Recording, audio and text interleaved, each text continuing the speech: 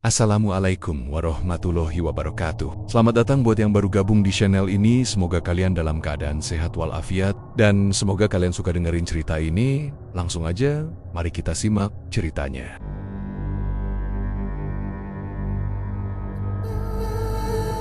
Malam itu langit tampak mendung. Hanya ada sedikit bintang yang tersisa. Di sebuah desa kecil jauh dari kota, suasana sudah mulai sepi meskipun waktu belum menunjukkan pukul 9 malam. Jalanan desa mulai lengang, hanya suara jangkrik dan sesekali lolongan anjing yang terdengar di kejauhan. Yanto, seorang pria berusia 30 tahun, mendorong gerobak satenya menyusuri jalan setapak di pinggiran desa. Keringat mengucur dari keningnya, bukan hanya karena lelah, tapi karena dagangannya hari ini belum banyak laku. Bau arang dan bumbu kacang yang khas tercium dari gerobaknya. Namun, entah kenapa malam ini desa terasa lebih dingin dan sunyi dari biasanya. Ya Allah, semoga malam ini ada yang beli. Ibuku butuh obat, gumami Yanto liris sambil menatap langit yang mulai gelap. Ia tinggal berdua dengan ibunya, Bu Lastri, yang sudah sakit-sakitan sejak setahun terakhir. Penyakitnya tidak jelas, kadang demam tinggi, kadang menggigil seperti orang kesurupan. Yanto sudah ke puskesmas dan pengobatan alternatif, tapi hasilnya nihil. Uang yang ada pun mulai menipis. Dulu ia pernah kerja di kota, tapi karena PHK dan urusan keluarga, ia memutuskan pulang kampung dan berjualan sate keliling. Sesuatu yang dulu diajarkan ayahnya sebelum meninggal. Namun, akhir-akhir ini, jualan makin sepi. Orang-orang lebih suka beli makanan lewat aplikasi atau makan di warung besar yang ramai. Sate keliling seperti miliknya yang hanya pakai gerobak tua dan kompor arang mulai ditinggalkan. Setelah keliling hampir 1 jam, baru 1 tusuk sate yang terjual. Yanto duduk di dekat pos ronda, menyalakan rokok kretek murahan, memandangi asap yang melayang. Kenapa nasibku begini terus ya? Apa memang aku ditakdirkan miskin seumur hidup? Katanya pelan, seperti bicara pada malam.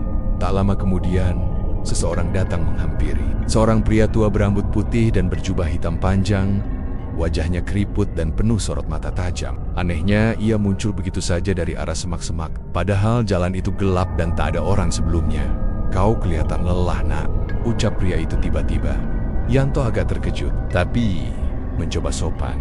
Iya pak, dagangan sepi, padahal ibu saya lagi sakit. Pria itu mendekat dan menatap gerobak sate Yanto. Makanan rakyat yang sederhana, tapi jika diolah dengan benar dan diberi penguat, bisa jadi sangat luar biasa. Yanto mengernyit.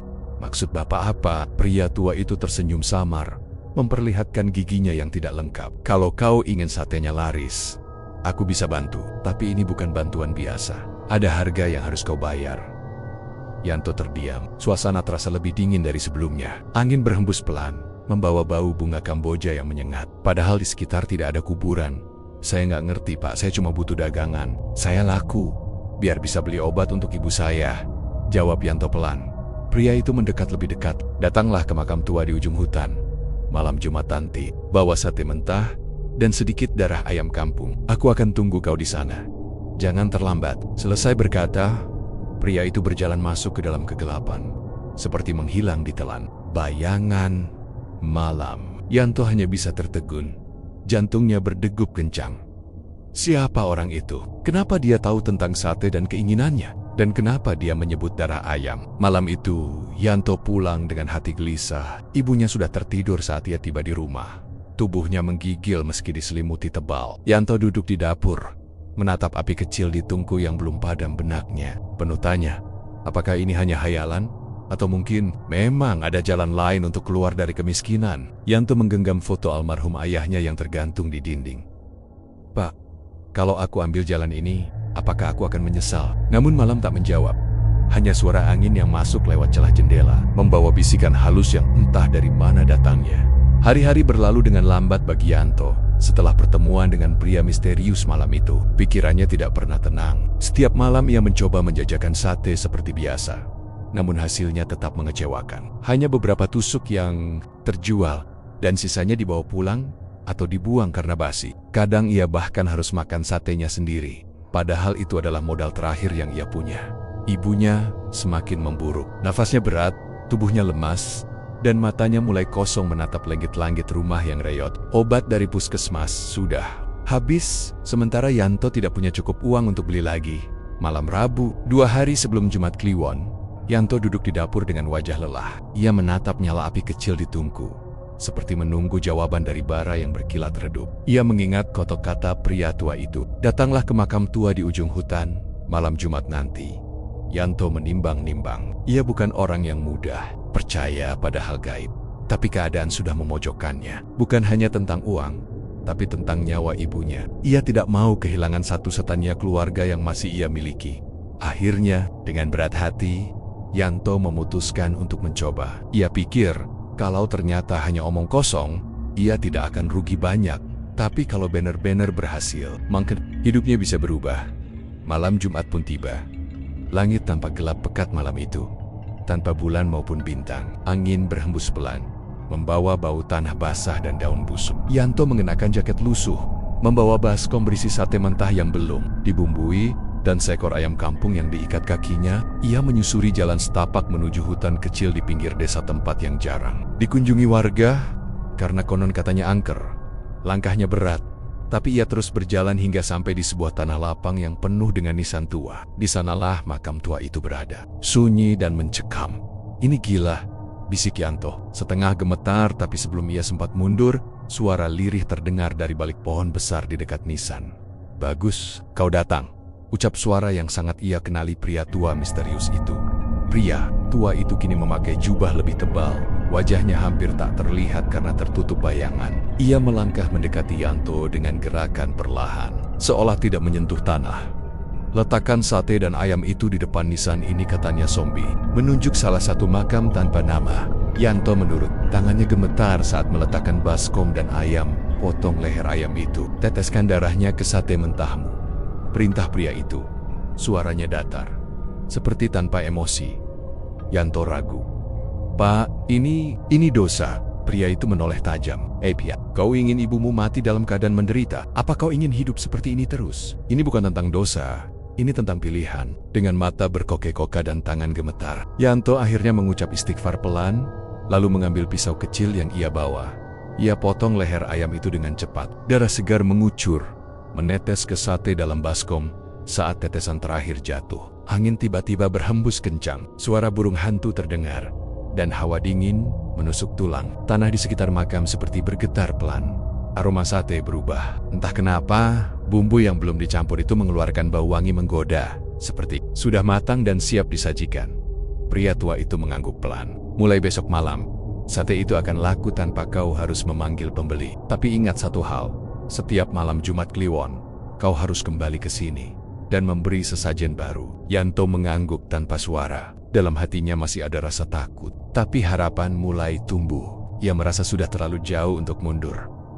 "Jika kau melanggar," lanjut pria tua itu sambil mendekat, "penglaris ini akan memakanmu." Setelah berkata demikian, pria itu menghilang ke dalam kegelapan. Seolah lenyap begitu saja di balik pohon, Yanto berdiri mematung beberapa saat, sebelum akhirnya bergegas pulang. Malam itu ia tidur dengan perasaan campur aduk takut, lega, dan penuh harapan.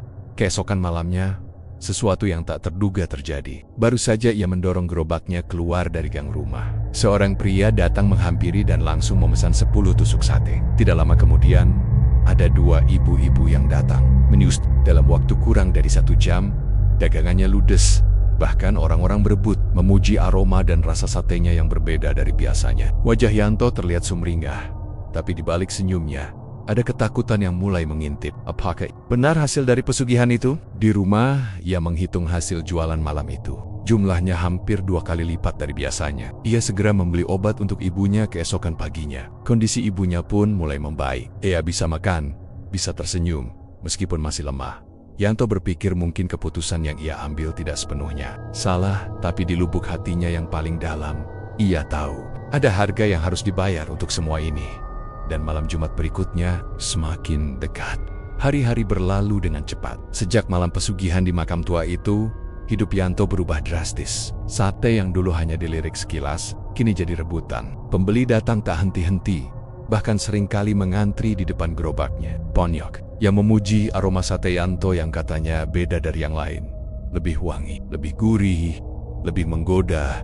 Yanto tahu itu bukan karena resep rahasia atau teknik baru. Semua itu karena pesugihan. Karena darah ayam dan sate mentah yang diteteskan. Di atas makam tua malam itu, satu sisi dirinya bersyukur. Penghasilan meningkat, ibunya mulai pulih, rumah bisa diperbaiki sedikit demi sedikit. Tapi di sisi lain, bayangan pria berjubah hitam dan makam angker itu terus menghantui pikirannya. Terlebih malam Jumat Kliwon kembali mendekat. Malam Jumat, Kliwon pun tiba. Yanto sudah bersiap sejak sore. Ia membeli ayam kampung hidup dari pasar, menyiapkan sate mentah, dan membungkusnya dalam baskom seperti sebelumnya. Setelah ibunya tertidur, ia membawa semuanya ke ujung desa, menuju hutan tempat makam tua berada langit mendung. Tanpa bintang, hanya suara angin dan sesekali gesekan daun yang terdengar. Jalan menuju makam makin gelap, tapi Yanto sudah hafal jalurnya. Meski kakinya gemetar, ia tetap melangkah. Setibanya di makam, suasananya lebih menyeramkan dari sebelumnya. Bau anyir bercampur bunga kamboja menyambutnya. Tanah terasa lebih dingin, seperti baru saja diguyur hujan meski tidak ada hujan turun sepanjang hari. Di depan nisan tanpa nama itu, Yanto meletakkan baskom berisi sate mentah. Ayam kampung masih menggelepar dalam genggamannya belam sempot. Melakukan apapun, suara itu muncul lagi. Kau datang, tepat waktu. Yanto menoleh. Pria berjubah hitam itu berdiri di balik pohon besar. Wajahnya kali ini sedikit terlihat oleh cahaya redup dari lentera yang dibawa Yanto. Kulitnya pucat, matanya cekung, dan senyumnya tidak ramah. Lanjutkan ritualmu, perintah pria itu. Dengan jantung berdegup cepat, Yanto mengangkat ayam kampung itu, lalu menggorok lehernya dengan pisau yang ia bawa. Darah segar menetes ke sate, dan seketika angin berhembus kencang. Tanah di sekitar makam mulai bergetar pelan. Kabut tipis muncul dari sela-sela nisan. Bau sate berubah lagi wangi, menggoda, seperti sudah dibakar sempurna. Namun kali ini, Yanto melihat sesuatu yang membuat bulu kuduknya berdiri. Dari belakang nisan, muncul bayangan hitam seperti asap. Perlahan-lahan, bentuknya membentuk sosok manusia tinggi, kurus. Wajahnya tidak jelas, tapi matanya merah menyala. Makhluk itu mendekat, lalu duduk di depan baskom sate, seperti mencium aromanya. Tanpa suara, ia membuka mulutnya dan menjilat. Sate mentah itu, Yanto terpaku, tubuhnya kaku, ingin kabur, tapi kakinya tak bisa bergerak. Ia hanya bisa berdiri sambil menahan rasa takut luar biasa. Itu pembelimu malam ini, ucap pria tua sambil tertawa pelan. Semakin kau rajin memberi sesajen, semakin banyak yang akan datang. Yanto tak menjawab. Matanya masih menatap makhluk hitam itu yang kini sudah menghilang bersama kabut. Sate dalam baskom masih utuh, tapi baunya seperti baru diangkat dari bara api. Ambil sate itu, jual seperti biasa. Dan ingat, Jumat Kliwon berikutnya, ritual ini harus kau ulangi. Tambah satu ayam lagi, karena dia sudah mulai lapar, bisik pria tua itu. Yanto mengangguk pelan. Dalam hati ia menjerit, tapi mulutnya terkunci. Malam itu, Yanto kembali ke rumah. Ia merasa lemas, tapi harus tetap berjualan. Seperti yang dikatakan pria itu, sate yang ia bawa langsung ludes. Pembeli berdatangan dari arah yang entah dari mana. Beberapa di antara mereka tampak aneh berpakaian, seperti dari zaman lama. Berbicara pelan dan tanpa ekspresi, tapi mereka selalu membayar lebih. Bahkan kadang tanpa menawar. Ada satu pelanggan yang membuat Yanto benar-benar merinding. Seorang pria tua berpakaian serba hitam, wajahnya pucat, hanya berdiri di ujung jalan tanpa bicara. Saat Yanto menghampirinya dan menawarkan sate, ia hanya mengangguk dan memberikan uang lusuh, lalu berjalan menjauh tanpa berkata sepatah kata pun. Saat Yanto menoleh ke arah pria itu beberapa menit kemudian, ia sudah hilang. Malam-malam berikutnya mulai berubah. Yanto sering terbangun tengah malam karena mendengar suara langkah kaki di luar rumah. Gerobak satenya bergoyang sendiri. Kadang, sate yang disimpannya di dapur sudah berpindah tempat keluar rumah. Piring-piring bekas makan muncul di teras, padahal tidak ada siapapun yang datang. Puncaknya, suatu malam, ia mendengar suara berbisik dari arah tungku dapur. Lapar, sate ... sate ... Yanto bangun dengan keringat dingin. Ia memeriksa seluruh sudut rumah. Tidak ada siapa-siapa, tapi pintu dapur terbuka sedikit, dan aroma sate terbakar tercium dari arah luar rumah.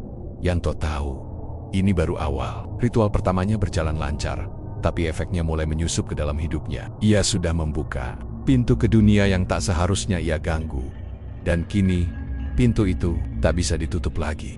Malam-malam Yanto tak pernah sama lagi sejak ritual pertama itu. Meski penghasilannya meningkat pesat dan ibunya tampak mulai sehat kembali, hidupnya perlahan terasa seperti mimpi buruk yang berjalan lambat. Ia tak lagi bisa tidur dengan tenang. Setiap malam, ada saja keanehan yang membuatnya merinding. Awalnya, ia mencoba mengabaikan semua itu. Baginya, Mungkin itu hanya perasaan bersalah yang menghantui karena telah melakukan pesugihan. Tapi lama-kelamaan hal-hal aneh itu semakin nyata. Tidak bisa diabaikan lagi. Keanehan pertama, pelanggan misterius suatu malam. Seperti biasa, Yanto mendorong gerobaknya menyusuri jalan kampung.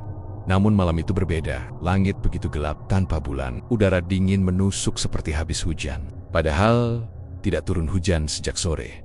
Ia berhenti di depan rumah Pak Dirman, seorang pelanggan tetap. Namun rumah itu tampak sepi, lampunya mati, dan tak ada suara apa-apa dari dalam. Saat ia hendak melanjutkan jalan, tiba-tiba muncul seorang wanita dari balik gang kecil. Perempuan itu memakai kebaya kuning pucat, rambutnya panjang terurai, kulitnya putih seperti tidak pernah terkena sinar matahari. "Mas, satenya 10 tusuk ya," ucapnya pelan tanpa menatap Yanto langsung.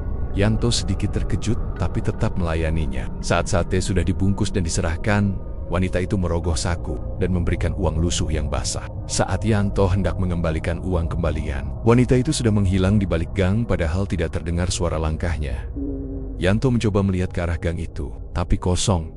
Tidak ada siapa-siapa. Ia menelan ludah, lalu melihat uang. Bau amis seperti darah mulai tercium dari uang tersebut. Ia buru-buru menyimpannya ke dalam saku dan melanjutkan perjalanan sambil menahan rasa tidak nyaman di dadanya. Keanehan kedua, sate yang berubah sendiri beberapa hari setelahnya. Yanto mempersiapkan bahan sate seperti biasa. Daging ayam yang ia potong sendiri tampak segar, bumbunya pun ia racik seperti biasa. Tapi malam itu, saat ia hendak mulai memanggang, sesuatu terasa ganjil. Warna dagingnya berubah jadi lebih gelap, seperti daging sapi, tapi bukan sekadar gelap. Warnanya aneh, kecoklatan kehitaman seperti daging busuk, tapi tidak bau. Justru baunya malah menggugah selera. Seperti bumbu sate yang dipanggang sempurna. Dengan ragu, Yanto tetap memanggangnya. Dan benar saja, pembeli tetap berdatangan, bahkan lebih banyak dari biasanya. Tapi wajah para pembeli malam itu lebih aneh. Mereka semua tidak banyak bicara, tidak tersenyum. Tatapan mereka kosong, seperti bukan manusia. Hanya datang, membeli, makan, lalu pergi begitu saja. Salah satu dari mereka seorang lelaki tua bertopi. Caping sempat menatap mata Yanto dalam-dalam dan berkata, "Satenya enak, lebih enak dari daging manusia waktu aku masih hidup." Kalimat itu membuat Yanto membeku. Lelaki tua itu berjalan pelan ke arah kebun, lalu menghilang begitu saja di antara pohon pisang. Yanto tidak tahu harus percaya atau tidak, tapi Tanggania mulai gemetar. Dan malam itu ia buru-buru pulang sebelum jam 9. Keanehan ketiga, rumah yang dihantui setiap malam setelah jualan. Yanto pulang dengan tubuh lelah. Tapi yang membuatnya tak bisa istirahat adalah gangguan-gangguan yang semakin sering muncul di rumah. Kadang, ia mendengar suara orang mengunyah di dapur, padahal tak ada siapa-siapa. Piring berisi sate yang seharusnya habis, tiba-tiba penuh kembali, dan hilang saat ia kembali ke dapur. Ibunya juga mulai mengigau aneh saat tidur. Kadang ia bicara sendiri dengan suara yang bukan miliknya. "Jangan ambil aku belum siap, darahnya masih hangat." Yanto sering terbangun tengah malam karena suara itu. Suara ibunya yang berganti menjadi suara berat dan serak, seperti suara lelaki tua. Di pagi hari, ibunya tidak ingat apa-apa, bahkan sering merasa seperti tidak tidur sama sekali. Puncaknya, di malam ketiga setelah Jumat Kliwon, Yanto mendapati pintu belakang rumahnya terbuka. Di lantai dapur, ada jejak kaki basah yang berlumuran tanah masuk ke dalam rumah. Ia mengikuti jejak itu. Yang berhenti tepat di depan kamarnya. Dengan tangan gemetar, ia buka pintu kamarnya perlahan. Tidak ada siapa-siapa, tapi jendela terbuka, dan tirainya melambai seperti ada angin masuk. Yanto menutup jendela dan kembali ke tempat tidur, tapi matanya tidak bisa terpejam. Dalam hati ia mulai bertanya, apakah semua ini sepadan dengan uang yang ia dapat? Yanto pergi ke warung untuk membeli beras. Di sana, beberapa warga sedang berkumpul. Salah satu dari mereka, Bu Minah, berbisik ke arah Yanto. "Mas Yanto, tahu nggak, tadi malam Pak Sardi nemuin sate di depan rumahnya. Tapi sate itu ada gigi manusia di dalamnya." Yanto langsung pucat. "Gigi manusia?" Warga mulai membicarakan kejadian aneh lainnya. Kucing-kucing hilang, suara langkah kaki di malam hari. Bau anyir menyebar dari arah hutan dekat makam tua. Yanto tak sanggup mendengarnya lebih lama. Ia buru-buru pulang, menutup pintu rumah rapat-rapat, dan duduk di lantai dapur sambil memegangi kepalanya. Ia sadar, keanehan ini bukan kebetulan. Sate yang ia jual bukan sate biasa lagi. Hari-hari Yanto semakin berat. Meski dari luar ia terlihat sukses, satenya laris. Uang semakin banyak. dan ibunya mulai pulih, tapi hatinya terus dihantui rasa takut. Sejak malam ritual pertama di makam tua itu, hidupnya tak lagi damai. Setiap malam, suara-suara asing terdengar di rumahnya. Setiap pagi, ada saja keanehan baru yang membuatnya kehilangan nafsu makan. Namun di tengah ketakutan itu, Yanto tetap menjalankan ritual Jumat Kliwon 2. Kali ini, bukan hanya satu ayam yang harus dikorbankan, tapi dua. Ia mulai menyadari, satu hal, tuntutan pesugihan itu tidak pernah berkurang, malah makin meningkat. Malam itu, setelah selesai menjual sate, Yanto membersihkan gerobaknya seperti biasa. Tapi saat hendak masuk ke rumah, suara langkah kaki terdengar di belakangnya. Pelan, berat seperti menyeret kaki. Yanto menoleh cepat, dan benar saja pria berjubah hitam yang dulu memberinya jalan kekayaan, kini berdiri di balik gerobaknya. Wajahnya tertutup bayangan, hanya matanya yang bersinar merah samar. "Waktunya kau tahu, perjanjian ini bukan cuma tentang memberi," katanya dengan suara parau. Yanto bergeming, tubuhnya membeku. "Apa maksudnya, Pak?" Pria itu mendekat. "Setiap penglaris memiliki ikatan. Kau bukan hanya memberi darah ayam, tapi juga harus mulai memberi nyawa." Yanto melangkah mundur. "Nyawa? Jangan main-main, Pak." Pria itu tertawa kecil. Tawanya dingin dan membuat bulu kuduk berdiri. "Kau pikir sate yang laku tiap malam itu karena ayammu? Hah? Buka mata, Yanto. Kau sudah menjual sate dari daging lain. Daging yang dikirim dari dunia kami," bisiknya. Yanto merinding. Ia menghilang. Matanya membelalak. "Tidak, saya nggak tahu." "Dan mulai malam Jumat depan," lanjut pria itu, "kau harus mencampurkan setetes darahmu sendiri ke dalam bumbu sate. Itu adalah bagian dari perjanjian berdarah. Jika dia akan mengambil darahmu dengan caranya sendiri." Sejak malam itu, Yanto hidup dalam tekanan. Setiap kali melihat sate yang ia jual, ia teringat daging yang berubah warna sendiri, pelanggan-pelanggan misterius yang datang tanpa suara, dan ucapan pria tua itu tentang daging kiriman dari dunia mereka. Ia mulai ragu untuk berdagang, tapi tiap kali ia mencoba menolak, sesuatu selalu terjadi. Pernah, saat ia berniat tidak berjualan malam itu, ibunya mendadak muntah darah. Padahal, sebelumnya sudah sehat. Tapi setelah Yanto memutuskan tetap menjajakan sate seperti biasa, ibunya kembali tenang dan tidur seperti tidak terjadi apa-apa. Lain waktu, ia mencoba membuat sate dengan bahan baru tanpa melalui prosesi pesugihan. Tapi anehnya, dagangan itu basi dalam waktu singkat. Dagingnya berbau busuk meski baru dimasak 1 jam. Bahkan saat ia paksa jual, pelanggan justru pingsan setelah memakannya. Yanto sadar, ia sudah tidak bisa mundur. Malam Jumat berikutnya pun datang. Dengan hati berat, ia membawa 2 ayam kampung dan sebaskom sate mentah ke makam tua. Seperti biasa, pria tua itu sudah menunggu di balik pohon besar, ditemani kabut tipis dan suara serangga yang mendadak hening begitu Yanto tiba. "Sudah siap?" tanya pria itu dingin. Yanto mengangguk perlahan. Ia mulai memotong ayam, meneteskan darahnya ke sate seperti biasa. Namun malam itu, ritual ditambah 1 langkah baru. Pria tua itu menyerahkan pisau kecil tajam dan berkarat. "Potong jari telunjukmu. Teteskan darahnya ke bumbu sate." Hanya 3 tetes. Yanto ingin menolak, tapi sosok hitam bermata merah tiba-tiba muncul dari balik nisan. Kali ini wujudnya lebih jelas. Tinggi, tanpa wajah, tubuhnya berasap, tapi bergerak cepat dan mengancam. Tanpa pikir panjang, Yanto mengiris ujung jarinya. Darah segar menetes ke bumbu sate. Begitu tetesan terakhir jatuh, sosok hitam itu mundur perlahan dan menghilang dalam kabut. Aroma sate kembali berubah semakin tajam, semakin menggoda. Yanto terduduk lemas, tangannya gemetar, hatinya seperti Dimas. Ia telah memberikan bagian dari tubuhnya sendiri untuk pesugihan ini. Pria tua itu menatapnya sambil berkata pelan, "Kau baru saja mengikat perjanjian berdarah. Mulai sekarang, bukan hanya sate yang akan mengenyangkan mereka, tapi juga derita dan rasa takutmu. Jangan pernah berpikir untuk lari." Besok malamnya, kejadian aneh kembali muncul.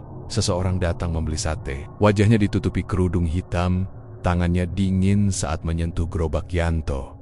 Saat sate diserahkan, pembeli itu tersenyum. Dan dalam senyum itu Yanto melihat sesuatu yang membuat tubuhnya membeku. Gigi-gigi tajam seperti taring, dan lidah panjang menjulur keluar. Pembeli itu berjalan menjauh, lalu masuk ke gang kecil, dan tak pernah terlihat keluar. Yanto tidak bisa berkata apa-apa. Ia hanya berdiri kaku, menatap gerobaknya sendiri. Malam itu, sate habis seperti biasanya. Tapi kali ini, tidak ada rasa senang. Tidak ada kebanggaan. Yang ada hanya ketakutan, rasa bersalah, dan suara berbisik yang muncul dari dasar pikirannya. "Kau bukan lagi penjual sate biasa, Yanto. Kau kini penjual rasa takut dan pengantar nyawa. Sejak malam perjanjian berdarah itu, hidup Yanto berubah drastis.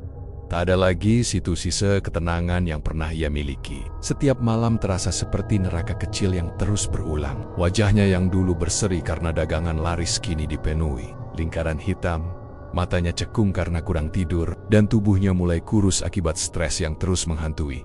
Meski penghasilannya makin besar, Yanto tak lagi bahagia. Setiap tusuk sate yang ia jual terasa seperti kutukan. Ia sudah tak tahu lagi apa sebenarnya yang ia jual. Sate, daging ayam, atau sesuatu yang jauh lebih gelap dari itu. Malam Jumat berikutnya, teror itu datang lagi. Tapi kali ini, bukan hanya di makam tua atau saat berjualan, melainkan di rumahnya sendiri.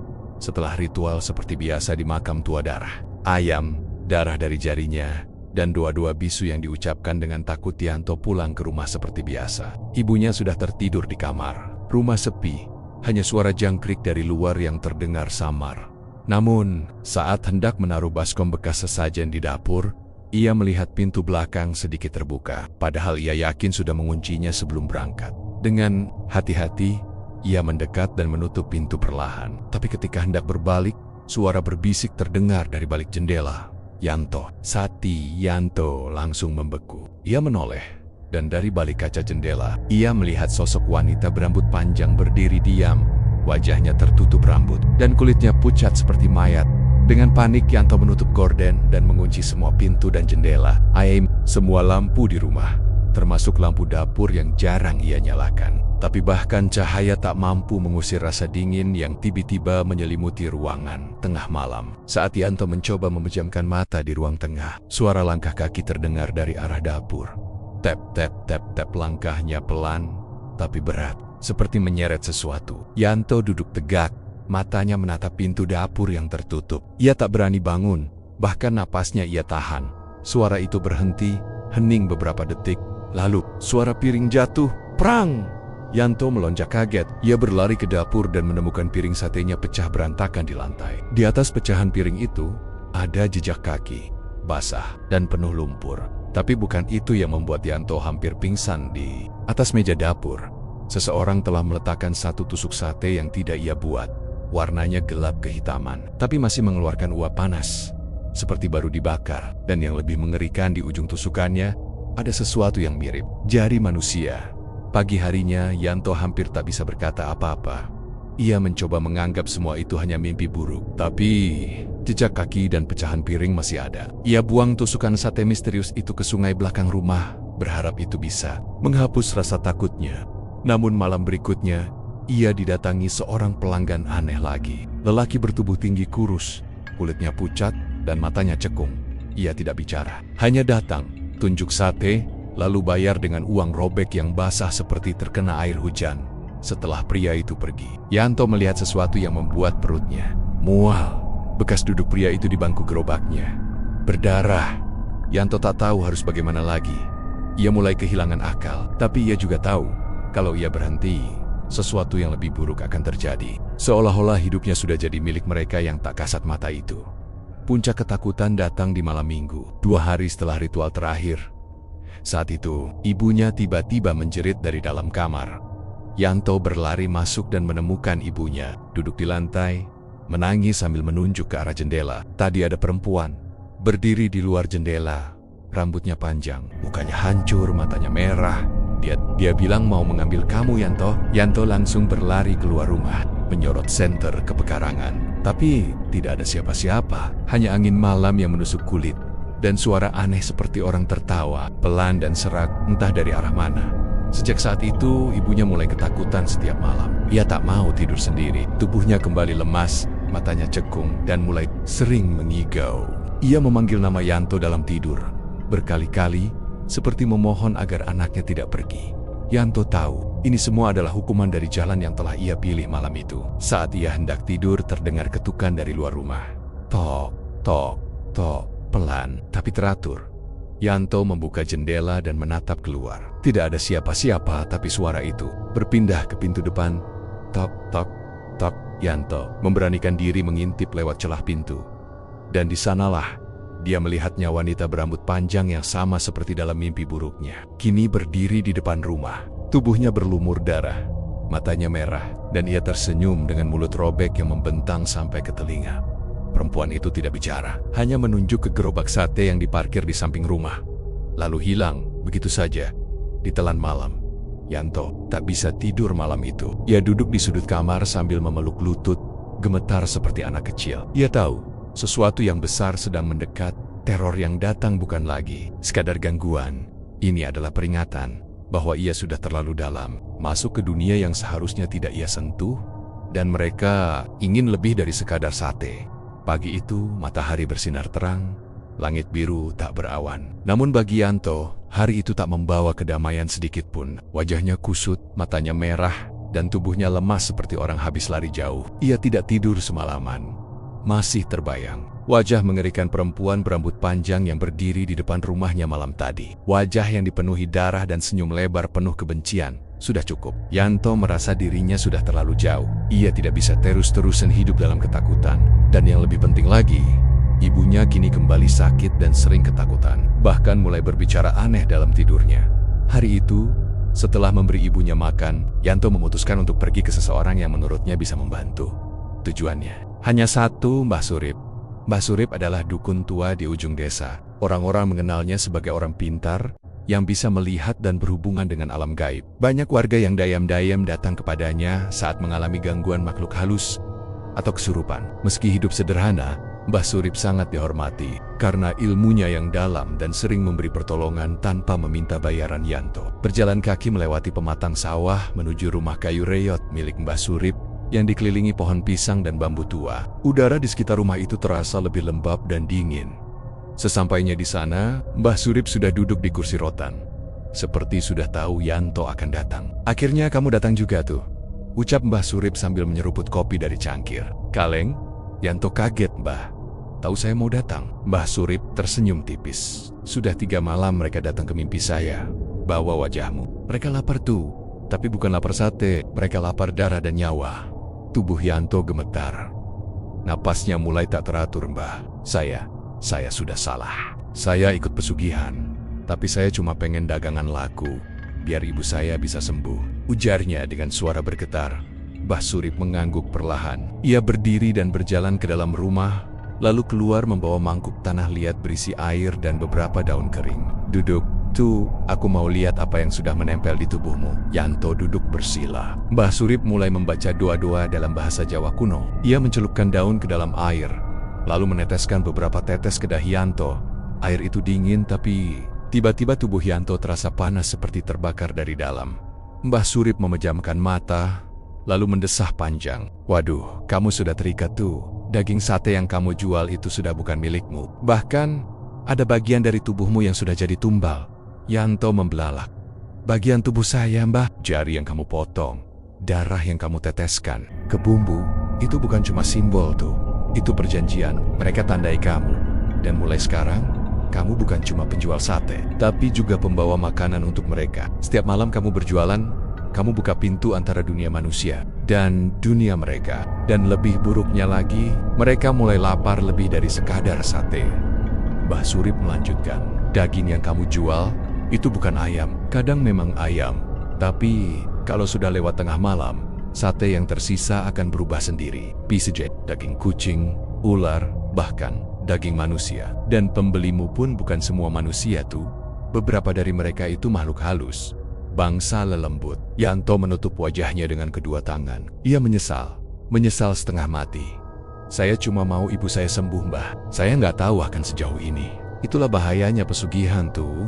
Kau diberi banyak, tapi diminta lebih banyak dari itu. Bahkan kalau kamu berhenti sekarang pun, mereka belum tentu melepaskanmu." Yanto terdiam lama. Matanya menatap tanah. "Lalu saya harus bagaimana, Mbah?" "Kamu harus selesaikan perjanjiannya, tapi bukan dengan terus memberi. Kau harus datangi tempat asalnya, Mekomitsu. Di sana ada sosok yang jadi pusat pengikat. Passage, bukan lelaki berjubah hitam itu, tapi yang ada di baliknya. Makhluk yang jadi sumber kekayaan haram itu. Kalau kau mau bebas, kau harus hadapi dia. Tapi ingat, ada harga yang harus dibayar." Yanto pulang dengan tubuh lemas. Di jalan pulang, ia terus memikirkan kote-kota Mbah Surip. Ternyata selama ini, Semua sate yang ia jual bukan hanya membawa keuntungan, tapi juga menyebar kutukan. Ia mulai teringat satu persatu wajah pelanggannya yang tampak aneh, yang matanya kosong, yang bau tanah, yang bicara sendiri sambil tertawa. Semuanya bukan manusia. Malam itu, ia tidak keluar berjualan. Ia hanya duduk di teras rumah, menatap langit sambil menunggu. Entah menunggu keberanian, atau justru kematian. Tengah malam, suara langkah kaki terdengar dari luar pagar. Tap, tap, tap. Yanto berdiri. Sosok lelaki berjubah hitam kini muncul kembali. Berdiri di bawah pohon jambu. Kenapa tidak jualan malam ini, Yanto? Tanyanya dingin. Yanto menatapnya dengan berani. Saya sudah tahu semua yang kalian lakukan. Lalu apa? Kau mau berhenti? Kau pikir itu semudah itu? Saya mau ke makam itu. Saya mau selesaikan semuanya. Pria itu tertawa kecil. Tawanya dingin dan menghantui. Kalau begitu, sampai jumpa di sana, Yanto. Tapi ingat, tidak semua yang masuk bisa kembali. Dan dalam sekejap, pria itu lenyap di telan kegelapan malam. Yanto tahu, waktu sudah tidak panjang. Jika ia tidak segera memutus ikatan ini, maka bukan hanya dirinya yang akan jadi korban, tapi juga ibunya, rumahnya, bahkan orang-orang di sekitarnya. Ia telah memilih malam Jumat berikutnya. Ia akan kembali ke makam itu.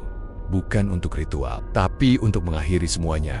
Malam Jumat kembali datang, kali ini bukan sebagai malam mencari keberuntungan, tapi malam menghadapi kutukan. Setelah nasihat dari Mbah Surip, Yanto memantapkan hati untuk menyelesaikan semuanya. Ia sadar, semakin lama ia bertahan dalam perjanjian pesugihan itu, maka semakin besar pula bagian jiwanya yang akan direnggut. Sejak pagi, udara terasa berbeda. Langit mendung tak biasa, angin bertiup kencang bahkan tanpa hujan, dan burung-burung menghilang dari pohon-pohon. Suasana desa terasa lebih sunyi dari biasanya. Warga jarang terlihat di luar rumah, seolah mereka pun merasakan sesuatu yang tidak beres.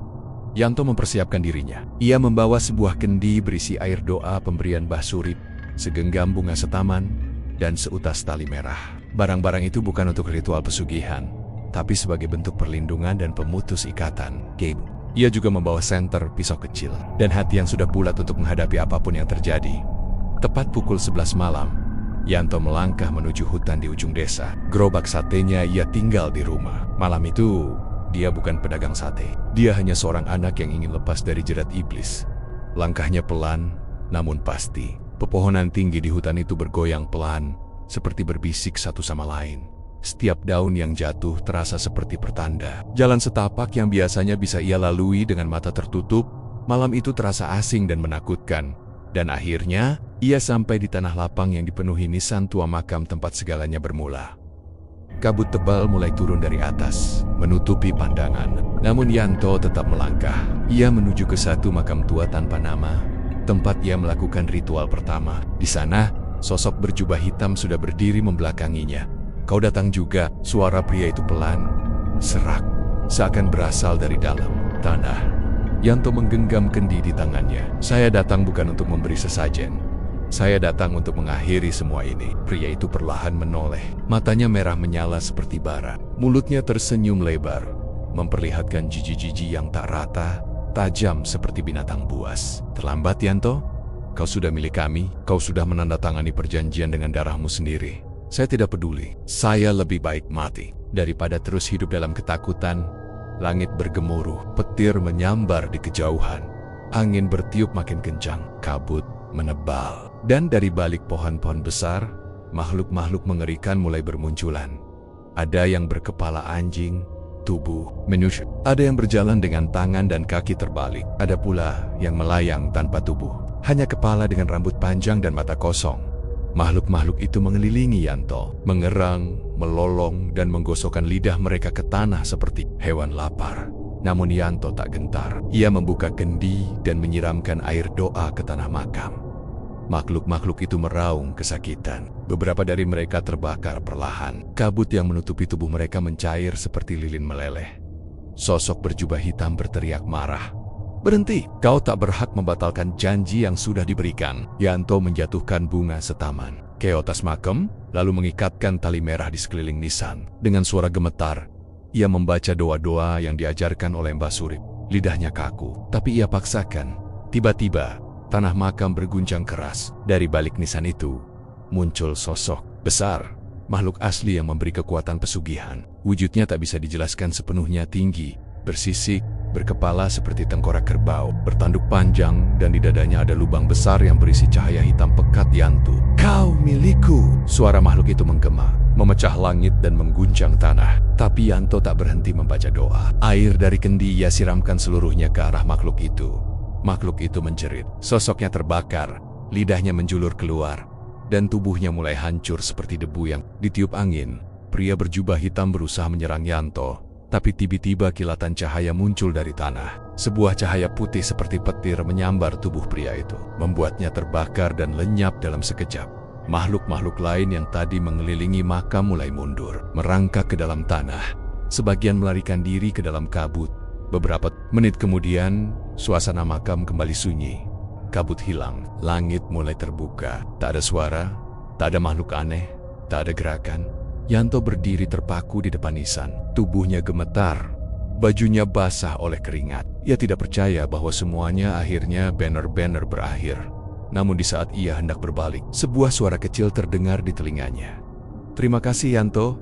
Yanto menoleh. Di belakangnya berdiri sesosok anak kecil, berpakaian lusuh, dengan wajah pucat dan mata sendu. Anak itu tersenyum. "Kau sudah membebaskan kami." Lalu sosok itu menghilang, meninggalkan aroma bunga melati yang menenangkan. Yanto pulang ke rumah menjelang subuh. Ia mendapati ibunya tidur dengan tenang. Wajahnya tampak damai seperti bertahun-tahun lalu. Rumah pun terasa lebih hangat. Tak ada lagi hawa dingin. Tak ada suara langkah kaki. Tak ada sate misterius yang muncul. Ia tersenyum kecil. Kutukan telah berakhir. Dan meski ia kehilangan segalanya, termasuk gerobak dagangannya dan penghasilan besarnya, Yanto merasa ini adalah hari pertama ia benar-benar bisa bernapas. Sudah sebulan berlalu sejak malam Yanto kembali ke makam tua dan memutus ikatan pesugihan yang telah menyeret hidupnya ke jurang kegelapan. Meski semuanya telah berakhir, bayangan-bayangan masa lalu masih sesekali muncul dalam pikirannya. Bukan sebagai rasa takut, tapi sebagai pengingat bahwa tidak semua jalan pintas membawa kebaikan sejak malam itu. Hidup Yanto berubah sepenuhnya.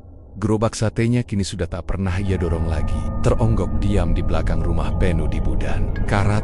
Ia bahkan sempat berpikir membakarnya, tapi hati kecilnya berkata, biar tetap ada sebagai pelajaran. Uang yang dulu ia kumpulkan dari hasil dagangannya juga perlahan habis. Bukan karena pemborosan, tapi karena ia mulai hidup seperti dulu, sederhana, secukupnya, dan apa adanya. Ia kini bekerja serabutan, kadang membantu di ladang tetangga, kadang angkut-angkut barang di pasar, kadang ikut panen padi. Hidupnya memang kembali susah, tapi hatinya jauh lebih tenang. Ibunya pun mulai pulih. Meski belum sepenuhnya sehat, namun ia tak lagi mengigau di malam hari. Wajahnya lebih cerah dan senyumnya mulai kembali. Ia memang belum tahu seluruh kisah kelam yang dialami Yanto, karena Yanto menyimpannya sendiri. Bagi Yanto, cukup dirinya yang tahu, cukup dirinya yang menanggung. Ibu tidak perlu tahu bahwa anaknya pernah memberi makan jin untuk sebuah kesembuhan. Namun sesekali, ibunya masih berkata sambil mengelus kepala Yanto, "Entah kenapa Bu sering mimpi kamu berdiri di tengah makam, tapi kamu selamat pulang. Dalam mimpi itu, langit gelap tapi kamu bawa cahaya." Yanto hanya tersenyum, matanya berkaca-kaca. Suatu sore, saat Yanto duduk sendirian di bawah pohon mangga depan rumah, seorang anak kecil menghampirinya. Anak itu tampak asing, rambutnya cepat, pakaiannya kusam, tapi senyumnya lebar dan polos. "Mas, ini Sat?" tanya si anak sambil menunjuk ke arah gerobak tua. Yanto terdiam sebentar, lalu tersenyum kecil. "Bukan, itu cuma gerobak kosong.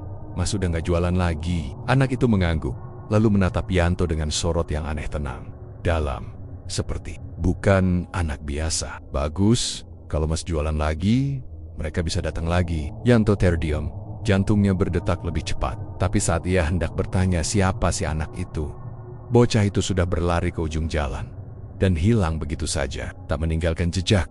Tak ada suara langkah. Malam harinya, Yanto duduk di ruang tengah. Ia membuka catatan kecil yang dulu ia tulis saat pertama kali mulai berjualan sate. Di sana tertulis harapan-harapan sederhana. Ingin dagangan laris, ingin ibu sembuh, ingin bisa punya rumah bagus. Yanto mengusap catatan itu perlahan, lalu menulis satu kalimat baru di bawahnya. Ingin hidup tenang, meski dengan keterbatasan. Baginya, itu jauh lebih mahal dari semua uang dan kekayaan yang pernah ia miliki. Beberapa hari kemudian, Ia pergi ke rumah Mbah Surip untuk berterima kasih. Namun warga sekitar berkata bahwa Mbah Surip sudah pergi keluar kota, katanya antak, menyendiri di lereng gunung. Tidak ada yang tahu kapan akan kembali. Yanto hanya bisa mengangguk dan mengucap syukur. Orang-orang seperti Mbah Surip bukan hanya sekadar dukun tapi penjaga agar manusia tak lupa bahwa dunia ini tidak hanya dihuni oleh yang kasat mata. Beberapa minggu kemudian, terdengar kabar dari desa sebelah.